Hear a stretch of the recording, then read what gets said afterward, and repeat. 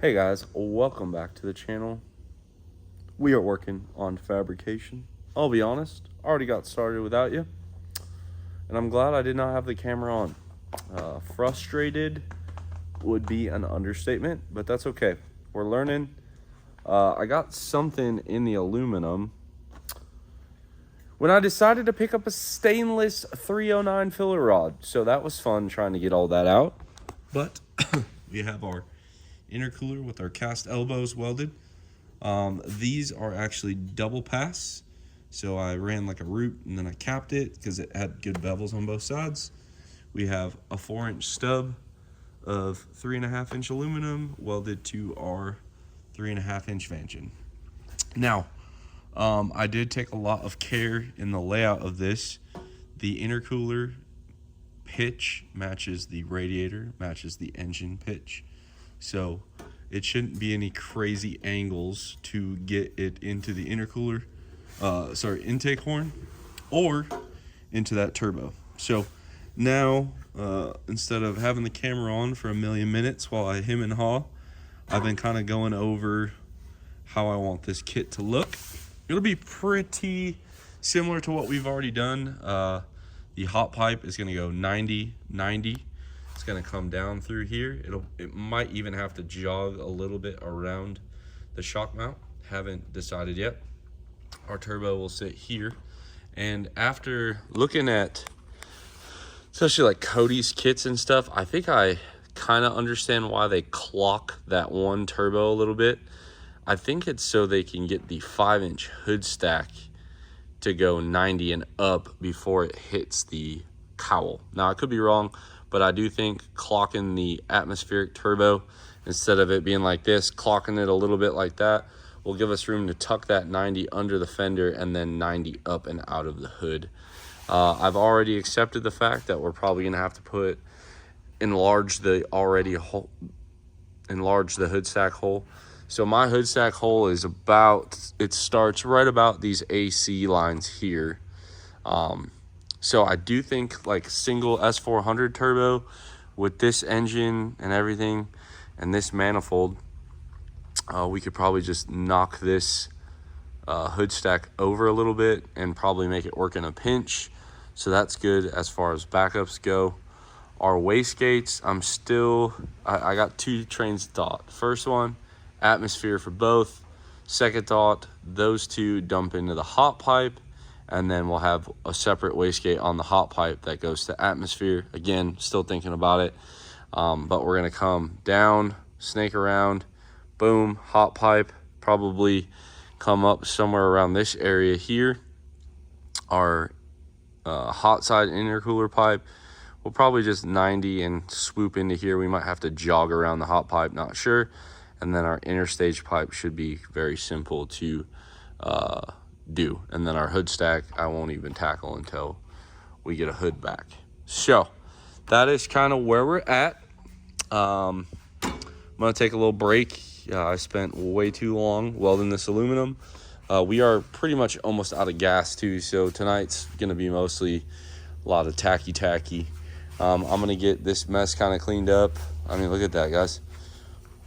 1 rod, 2 rod, 3 rod, 3.5, 4, 5, 6. I mean, I probably burned 7 or 8 rods of aluminum, and I hate aluminum. So, yeah, that's what I'm working on. I'll check back in when we got some stuff going on. Tell you what, guys, part of the reason why I don't want to keep doing this crap anymore is this. Late at night by myself, but I digress. You guys can see here, got about 1/8 of an inch. Shout out to Murr. Not quite as nice as the tool he made, but same. And we kind of got like rough, I guess, measurement, so to speak, of what all's happening here. But anyway, this is kind of the rough draft. I'm going to start working on the hot pipe. I mainly just kind of needed to see where everything was going to live at. Again, this turbo is it's not fully finished yet. Might wiggle a little bit looking at it. Some of my tape's given, so lovely. But this is kind of what we're looking at here.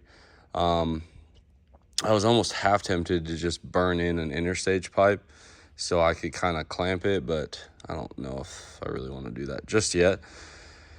But the hot pipe is going to go down, and it's not going to actually have to go as low as I thought, and then cut over to here. And then we'll actually have enough room for a 5-inch hood stack, so it'll go 90, and then we'll kind of have a 90 that kind of kicks it forward, and then hopefully just a 45 up and out there.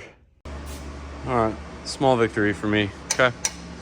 Small victory. We have our turbo, as you can see. We got a little bit closer to this fender, not a big deal. As you can clearly tell, we have hit this fender before, and I am not afraid to air hammer it once more. Air filter can come on and off. We got a 45 and 2 like pod cuts. Again, not my favorite, but it is what it is. That's just the way the cookie crumbled. What I love about this kit, let me take the air filter off real quick. Gotta be gentle. We just got just a few tacks holding this on. What I love about this kit is we don't have to fight the hot pipe like we've done in past. And as far as the brace goes, I think we'll be able to come. I think as far as the brace goes, we'll be able to grab the bottom of the T6 flange down there, and we can also like we can rotate this cover over to give us more horizontal clearance down there. But we should be able to put a support bracket on here. I do want to do that just because this GT55 is so heavy. And then if you guys follow me over here, we have our hot pipe right there. So 90, 90 straight, 45. You know, I put a lot of stock in what a lot of other people say as far as like fab stuff, and Cody's a big one on not using pie cuts. So I feel a little ashamed over here that I had to use some pie cuts, but you know, hopefully the welds look good and it'll look kind of cool. If not, oh well. But yeah, very happy with this hot pipe. We do have the hood stack that will 90 here and then go up here. So let me get you guys a little visual. I'll tell you what, guys, this 5-inch, oh dang, this thing takes 5-inch takes up some real estate. Goodness. But even if we got to cheat it in the flange a little bit, so be it. But you guys can kind of see what we're envisioning here. So we'll have another 90 kind of that loops this way, and then hopefully just a 45, and should be pretty sick. And there should be just enough room for our gate pipe into there. So what I'm gonna do is, now that I have this all fixtured, so to speak, I am going to come over here and I'm going to tack weld everything. So I'm gonna make sure all of my clamps are tight, and then make sure my nuts are tight down there. And then I've had stainless move quite a lot lately, so I'm definitely gonna put some pretty solid tacks on this. I'm not too worried about the little bit of burble in the pipe, hopefully. I'm more concerned that I do not want this to move at all, especially this area here and then this up there. So definitely gonna do some pretty strong tacks, but I'm freaking pumped, guys. It took me about 2 hours by myself to figure out how to hold the turbo, figure out how to apply pressure to the turbo, and this is what we're looking at. I'm very happy I was able to incorporate an air filter, and then on top of the air filter, we should be able to run our nitrous plumbing without interfering with our air filter as well. And yeah, I'm gonna go ahead and get this all tacked up, and I will show you what she looks like when it's done. Okay, so I'm satisfied with the tacks. Got probably 6-ish on every joint now. Feels pretty solid. I still have the crane supporting it for right now. I decided before I'm gonna go biggest pipes to smallest pipes. I'm really just trying not to MF myself like I did last time. So we've already set ourselves up a lot better for the intercooler pipe. If you can't tell, it should be a pretty straight shot. I think what we'll do is run a little bit of straight off that and then 90 into this pipe here. I'm not sure if they're perfectly parallel, but should be pretty close. So I'm very happy with that. Instead of having to do all the jogging, it should allow us to cut down on vangeance and stuff like that. So very, very happy there. This pipe will have 2 vangeons. It'll have like one here, probably one there, if I had to guess, for a little bit of movement. Our hood stack is what I'm going to tackle next, and that's what I mean, largest to smallest. I really liked, like, if you're going to hard mount the atmosphere charger like we did here with the V-band, what I like about this is you're kind of able to set this up and set this up at the same time. You need to get them pretty close, but then I was able to, you guys saw the bungee cords and stuff. So if you guys are fabbing by yourselves first time, definitely recommend doing it this way. It seemed to speed up the process quite a bit. We're, like I said, 2 hours in, and we have 2 pipes fully tack welded. And then we will start on the hood stack. And realistically, the reason why I want to start on this hood stack first is those are going to be like 1 3/4 pipes. So they are very maneuverable, so to speak. And that is why I want to focus on the hood stack first. That is a 5-inch pipe. Not a lot of wiggle room on that guy, unfortunately. I know. Not what you guys probably wanted to hear, but... And I also got to deal with this battery cable. I think this is going to have to maybe move in, or... Not quite sure. Maybe we can go around. Yeah, we'll figure it out.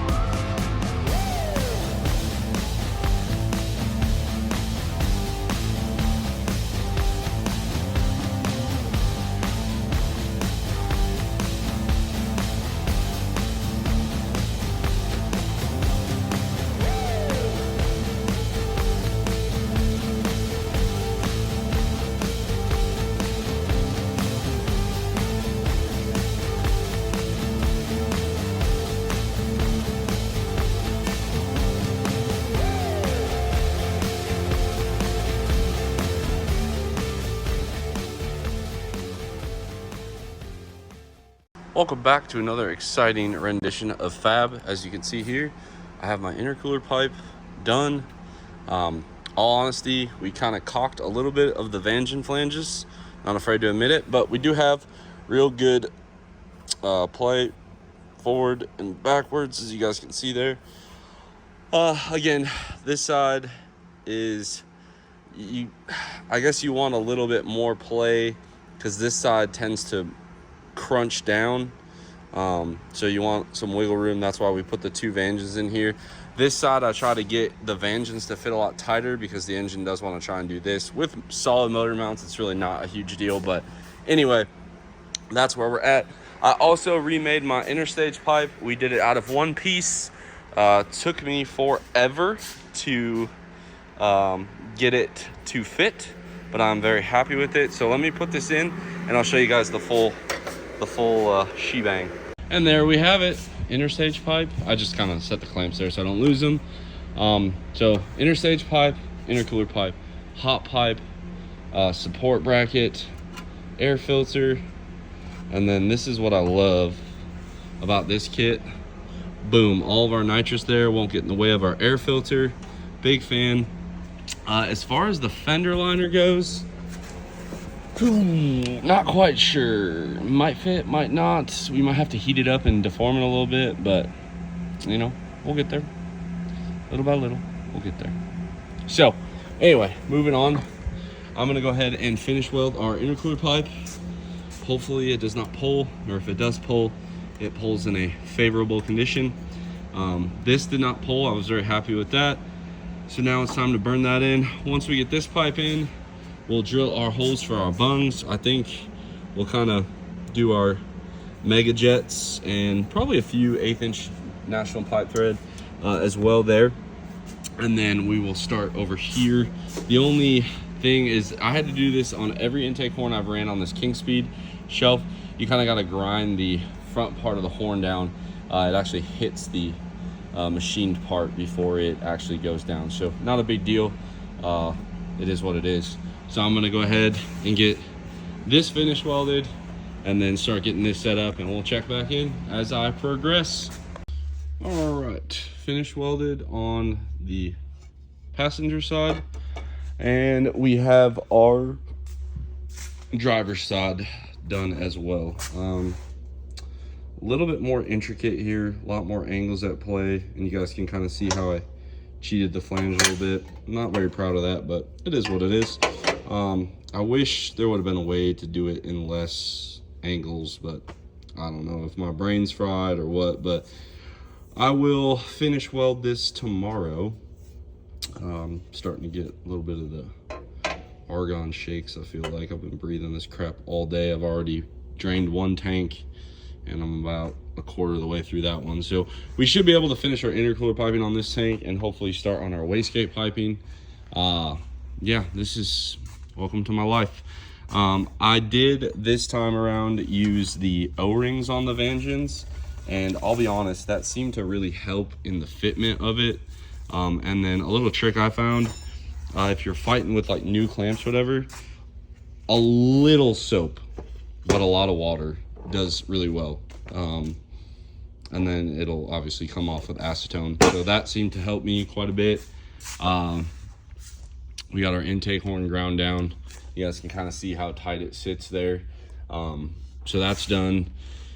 And then the only other things, we got to mount our dipstick and a couple other small things. Tomorrow I'll probably get all of the bungs laid out, at least for our Mega Jet kits over here.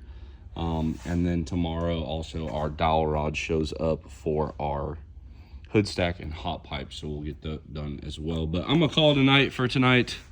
We'll pick this back up and hopefully we'll be done soon. All right, I know I said we'd pick this back up tomorrow, but I did discover something. So on this GDP horn, it uses that dowel for the middle bolt here, which is awesome. On a factory grid or a factory intake plenum plate, you thread it into the head, so the plate is a large opening. Well, on this, you guys remember the threads that were here? Well, that dowel bottoms on the threads before the plate sits tight. So the dowel is 360 thousandths. So all I did was I took a drill bit and I just reamed about 1/8 of an inch of that top hole, since we're not using it anyway, and got this to sit flat. So if you ever find yourself in where you use a king speed shelf and a GDP horn, you got to basically open that hole up a little bit so the dowel sit, and then kind of just grind that down a little bit, just like that. Again, the GDP horn is not obviously designed for a king speed shelf, and the king speed shelf is designed to not use a plenum plate, so making them cooperate, not the end of the world, but I just figured I'd let you guys know about that. If you were to ram the bolts down, it would probably crush the dowel, and you'd either have a really awesome boost leak or you'd probably strip the aluminum threads out of this plate. The other thing to keep in mind with this plate is the threads are open on 1, 2, 3, 4 holes, and then this middle bolt and this front one are blind holes. So you need to make sure you put some kind of thread sealant on these bolts here, or you will have a little boost leak. Not crazy, but it will be a little bit of a boost leak. So now I'm gonna call it a night. I test fitted our pipe one more time. She fits like a glove, guys. I am super pumped. We took our time a little bit more on this kit. The only pipe I ended up remaking was this one, and it was mainly just because I felt like I could do it all in one angle. It looks a lot cleaner. We still need to put our bungs in this pipe as well for interstage boost, but I digress. Have a good night.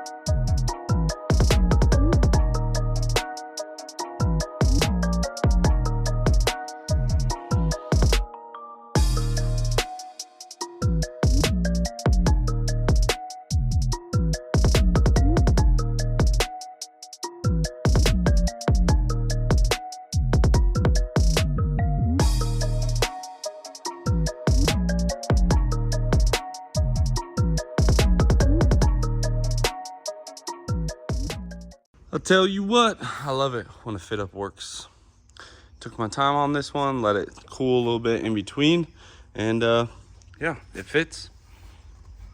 Got a nice wiggle room here. This one's all done. I do have to install our cross things, but I know where they need to be, and we have concluded the fabrication side of this. I do have to do the gates. However, I'm gonna do the gates once I pull this kit off.